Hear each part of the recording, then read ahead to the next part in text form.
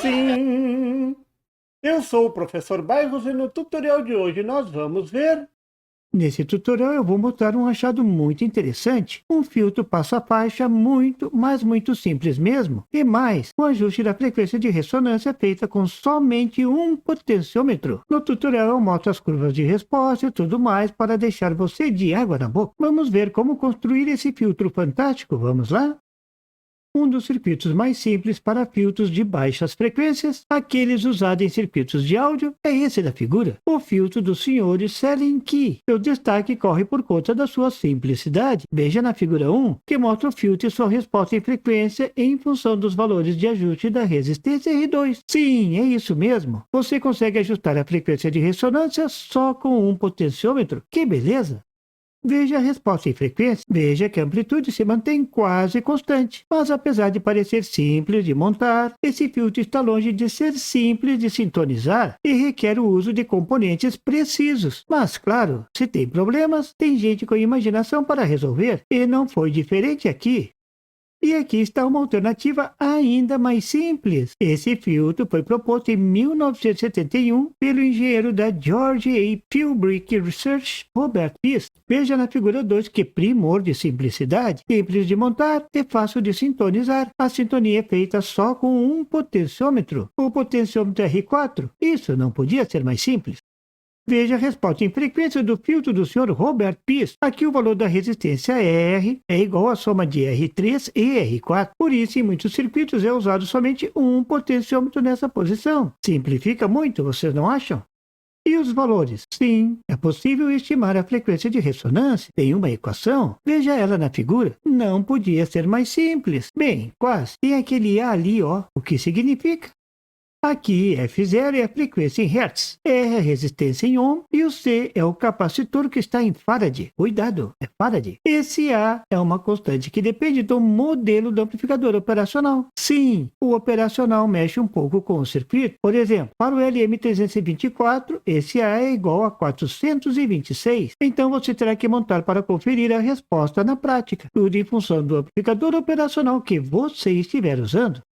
E o fator de qualidade? Isso é importante num filtro. O fator de qualidade que mostra como essa saia, que parece um sino, que alarga a resposta em frequência, pode ser determinada. Quanto maior o fator de qualidade, mais justa a saia, melhor é o filtro. Bem, para calcular o fator Q, equivalente do filtro, é só usar a expressão da figura, onde B é uma constante de valor aproximadamente igual a 110. Note que o fator de qualidade depende do valor da resistência de ajuste. Isso você pode observar no gráfico. Veja que a saia fica mais larga quando o valor da resistência aumenta. Isso significa que o fator de qualidade diminui. Observe que na equação, C é igual ao valor do capacitor C1 e R é igual ao valor de R3 mais R4. Assim, a frequência ressonante do filtro depende apenas dos valores nominais desses dois elementos. A relação R2-R1 não afeta a frequência de ressonância, mas afeta o valor do fator de qualidade equivalente do filtro e o coeficiente de transmissão do filtro na frequência da ressonância, que é a variação da amplitude. Isso simplifica muito o cálculo da frequência de ressonância. Mas tem mais. O filtro do Sr. Selenkey tem uma versão com indutor. Veja o circuito na figura. É só trocar os capacitores por indutores. Talvez o Sr. Selenkey tenham pensado nisso para dar um golpe no circuito mais simples do Sr. Robert Pease. Esse filtro com indutor parece mais seletivo do que o filtro com capacitor. Isso é bom. E ainda tem todas as vantagens do circuito com capacitor. É simples de ajustar, só com um potenciômetro e nada mais, mas continua complicado de fazer funcionar. Agora com dois componentes mais críticos ainda, os indutores. Mas não adiantou nada. O Sr. Robert Pease também lançou a sua versão, tão simples como a anterior, só com um capacitor, mas agora somente com um indutor. Veja na figura, ele só puxou o potenciômetro para cá, colocou o indutor para lá e pronto. Tá aí, um circuito super simples, só com um indutor. E veja a resposta em frequência, ficou mais seletivo também, principalmente nas frequências mais altas. Estava inspirado o Sr. Robert Pease quando pensou nesse filtro.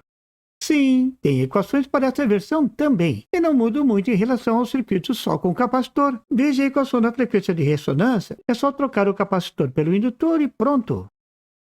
Você viu nesse tutorial a teoria de um filtro passa-faixa muito simples de montar e ajustar, e que já é consagrado no campo da eletrônica. Resta agora montar e testar. Que tal usar para a construção de um equalizador ou filtro de ruído? Parece que tem muitas aplicações. Deixe nos comentários se você está pensando em alguma para você. E por favor, se você não é inscrito, se inscreva e marque o sininho para receber as notificações do canal. E não esqueça de deixar aquele like e compartilhar para dar uma força ao canal do Professor Bairros. E não tem site? Tem sim, é www.bairrospd.com. Lá você encontra o PDF e tutoriais sobre esse e outros assuntos da eletrônica. E fique atento ao canal do Professor Bairros para mais tutoriais sobre eletrônica. Até lá!